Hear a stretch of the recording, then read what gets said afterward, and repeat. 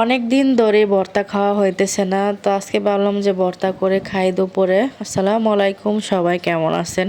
তো প্রথম নিয়ে নিছি হচ্ছে কিছু রসুন, আজকে রসুন ভর্তা বানাবো। রসুনের ভর্তার জন্য যতটুকু রসুন নিছি সবগুলো তো ছিললা সুন্দর করে নিয়ে নিছি। আর এদিকে হচ্ছে শুটকি ভর্তার জন্য শুটকি নিয়ে নিছি, আর হচ্ছে বাদাম নিয়ে নিছি, বাদাম ভর্তা করব। সাথে কিন্তু আলুর ভর্তা করব, তাই আলুটা সিদ্ধ করে নিছি। এখন একটা চুলার উপরে প্যান বসায় দিছি, এর মধ্যে রসুনটা দিয়ে দিচ্ছি। কিছুক্ষণ নাড়া টেড়া রসুনটা আমি একটু টাইলা নিব। রসুনটা কড়াইয়ের মধ্যে বা এসব প্যানের মধ্যে বা তাওয়ায়ও টালা যায়, কোনো সমস্যা নেই। আর তেলও লাগে না, শুধু খালি এভাবে টাইলা নিলে হয়। আর রসুনের ভর্তাটা আমার কাছে অনেক ভালো লাগে।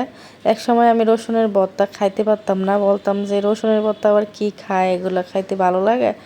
পরে একদিন যখন রসুনের ভর্তা বানিয়ে খাইছি, খাওয়ার পর এত ভালো লাগছে আমার কাছে বলার মতো না, অনেক ভালো লাগছে। তারপর থেকে আমি রসুনের ভর্তাটা অনেক পছন্দ করে খাই, আমার কাছে অনেক ভালো লাগে। রসুনটা কিন্তু আমার টালা শেষ, এখন উঠায় নিছি। আবার ওই প্যানে একটু তেল দিয়ে দিছি শুকনা মরিচ ভর্তা বানানোর জন্য। শুকনা মরিচটা এখন একটু ভাইজা নিব। শুকনা মরিচটাও ভাজা হয়ে গেছে, এখন এটা উঠায় নিব। উঠায় নেওয়ার পর আবারও দিয়ে দিছি হচ্ছে কাঁচা মরিচ আর হচ্ছে পেঁয়াজ। এগুলো ভর্তা বানানোর জন্য একটু ভাইজা নিতেছি। কাঁচা মরিচ আর পেঁয়াজটাও ভাজা হয়ে গেছে, এখন এগুলো উঠায় নিতেছি। আরেকদিকে আমার বাগনি আলুর ভর্তাটা বানিয়ে নিতেছে। সে আলু ছিললা, তারপরে হচ্ছে মইথা নিছে আর লবণ দিয়ে মরিচটা ডইলা নিছে। তারপরে আমি একটু সরিষার তেলের মধ্যে পেঁয়াজটা ভাইজা হালকা দিয়ে দিছি। বাদাম ভর্তা করার জন্য বাদামটা টাইলা নিতেছি। তো কিছুক্ষণ নাইরা টেরা আমি বাদামটা সময় নিয়ে একটু ভাইজা নিছি।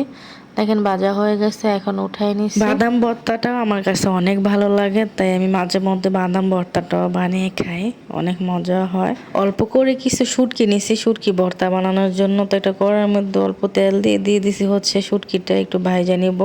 শুটকির ভর্তাটা আমার কাছে অত বেশি ভালো লাগে না, আমি বেশিরভাগ বোনা করে খাই শুটকি দিয়ে, মানে সব রকমের শুটকি দিয়ে বোনাটা আমার ভালো লাগে, আমি খাই করে। আর এদিকে বাদামটা ঠান্ডা হয়ে গেছে, এখন দেখেন একটু হাত দিয়ে কষলাই দিছি, উপরে যে চামড়াটা ছিল সেটা পুরোটাই উঠে গেছে। তো এদিকে আমার বাগনি আলুর ভর্তাটা বানানো শেষ করে এখন বানাইতেছে হচ্ছে রসুনের ভর্তা। আমার বাগনি বলতেছে সে বাটনা দিয়ে হচ্ছে রসুনের ভর্তাটা বানাবে, তো সে বানাইতেছে এদিকে রসুনের ভর্তাটা।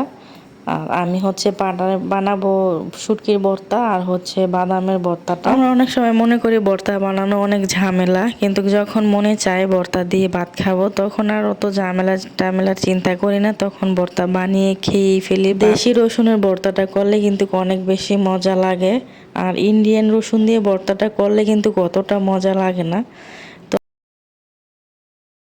তো রসুনের ভর্তাটা কিন্তু বানানো শেষ, এখন বানিয়ে নিব হচ্ছে আমি বাদামের ভর্তাটা। বাদামের ভর্তাটা বানানোর জন্য শিলপাটা আমি ভালোভাবে ধুয়ে নিছি, এখন ভর্তাটা বানিয়ে নিব। তো প্রথমে আমি বাদামটা একটু বাইটা নিব। বাদামটা বাটার সময় কোনো পানি দেব না, এভাবে বাটবো। আর দিয়ে দিছি পুরো বাদামটা। তো বাদামটা কিন্তু আমি বাইটা নিছি দেখেন, আর হচ্ছে দিয়ে দিচ্ছি স্বাদ অনুযায়ী লবণ, আর দুইটা শুকনো মরিচ হালকা করে বাইজা রাখছিলাম, সেই মরিচ আর পেঁয়াজ দিয়ে সেগুলো বাইটা নিছি।